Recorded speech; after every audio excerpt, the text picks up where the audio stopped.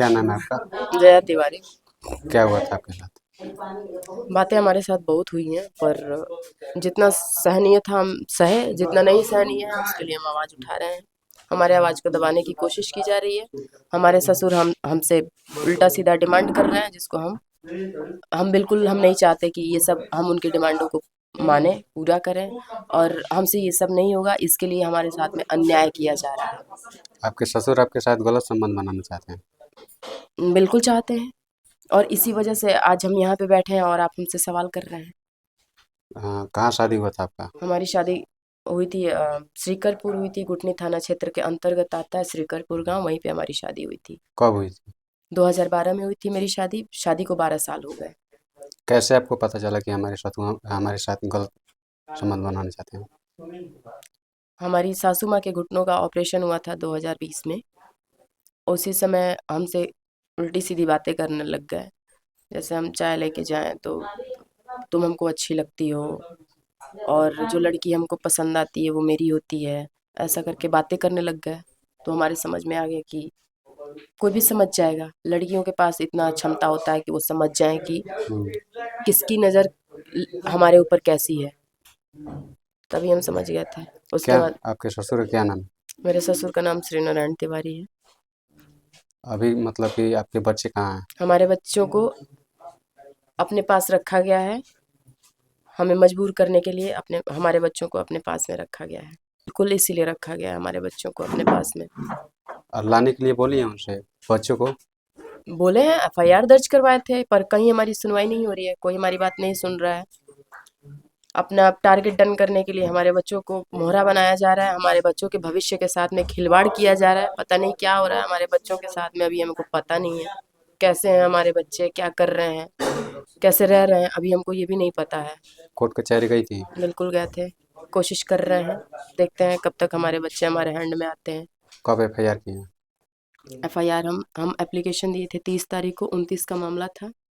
उस समय मारपीट हुई थी हमारे भाई के साथ में, तो हम उस समय नर्वस हो गए थे। हम सुबह सुबह एप्लीकेशन दिए, अगली सुबह एफआईआर दर्ज हुआ, और उसके बाद भी अभी कोई सुनवाई नहीं है। वहाँ पे मिलके लीपापोती हो रही है।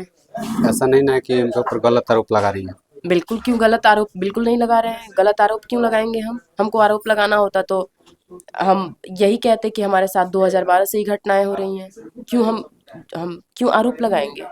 अपने घर की इज्जत कोई लेके आता है तो बहुत मजबूरन आता है, और अब हम बहुत मजबूर हैं, लाचार हैं। अभी भी हमारे आवाज़ को दबाने की बहुत कोशिश की जा रही है, लेकिन एक औरत कितना बर्दाश्त करेगी, कितना सहेगी? उस घर में और भी तो बहुएं हैं। तो कहाँ रहती हैं वो? नहीं वो रहती? घर में नहीं रहती हैं, पहली बात तो ये है। दूसरी बात ये है कि बड़े घर की लड़कियां हैं। हम एक छोटे परिवार से आते हैं। हमारे पिताजी की मानसिक स्थिति खराब होने की वजह से 16 साल से हमारे पिताजी लापता हैं। इस दहेज का कोई मामला नहीं ना? नहीं, दहेज का मामला तो उस समय दहेज नहीं लिए थे, लेकिन शादी के बाद उन्होंने मांगा था। 10 कट्ठा जमीन मांगे थे। जमीन नहीं देने पे बहुत सारी बातें हुई थी। हाथ का नस वस भी काट लिए थे, फिर भी हम वो भी बर्दाश्त कर पाए थे। हम वो भी हम सोचे चलो हमारे लिए इतना बवाल हो रहा है तो ठीक है, और वो भी हम बर्दाश्त कर लिए थे। लेकिन लास्ट में जब हमारे हमारे ही बच्चों से, हमारे इज्जत से सौदा किया जा रहा है, ये हमको मंजूर नहीं। इसके लिए हम आवाज़ उठाए हैं। भरपूर कोशिश की जा रही है हमारी आवाज़ को दबाने के लिए। देखते हैं कितना कौन दबा पाता है, कितना ऐसा दबा नहीं ना पाता है है। कि दहेज के लिए आपको प्रताड़ित किया जा रहा है? एक दहेज अलग चीज होती है, और भेड़ियापंती अलग चीज होती है। आप दहेज दहेज को ऐसे ही पूरा करेंगे? दहेज आपको उस समय बताना चाहिए कि हमको दहेज चाहिए, लेकिन बाद में डिमांड किया गया, दहेज नहीं, हमारी मम्मी नहीं दी, जमीन मांगा गया। उस समय भी बहुत सारी बातें हुई थी।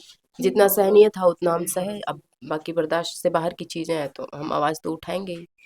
हस्बैंड आपके क्या करते हैं? हमारे हस्बैंड हमारे साथ में हैं। क्या बोले इस मामले पे? वो अब कोई माता पिता अपने बच्चों से दूर रहेगा तो क्या बोलेगा, क्या कहेगा? बच्चे आपके कितने बड़े बड़े हैं? मेरे बच्चे, एक बच्चा मेरा 10 साल का है, बड़ा वाला, छोटा वाला 8 साल का है। वो लोग नहीं बोलते हैं कि माँ के पास जाना है? बच्चों को पढ़ाई लिखाई से दूर रखिए, ट्यूशन से, होमवर्क से दूर रखिए। तो आपसे बड़ा दोस्त बच्चों का कोई नहीं है। और ज़्यादा दिन तक बच्चों अभी तो ये नहीं पता है कि हमारे बच्चे अभी क्या बोल रहे हैं। बोल हमसे तो बातचीत भी नहीं हो रही है कि हमारे बच्चे हमसे कुछ कह पाएँ। अभी बच्चे भी कुछ नहीं कह रहे हैं, हमसे कोई संपर्क ही नहीं हो पा रहा है बच्चों से, तो क्या बताएं कि हमारे बच्चे क्या कह रहे हैं।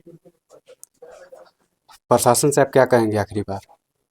प्रशासन से हम यही कहेंगे कि लीपापोती ना की जाए, और उचित न्याय के लिए बिठाया गया है तो उचित न्याय करना चाहिए।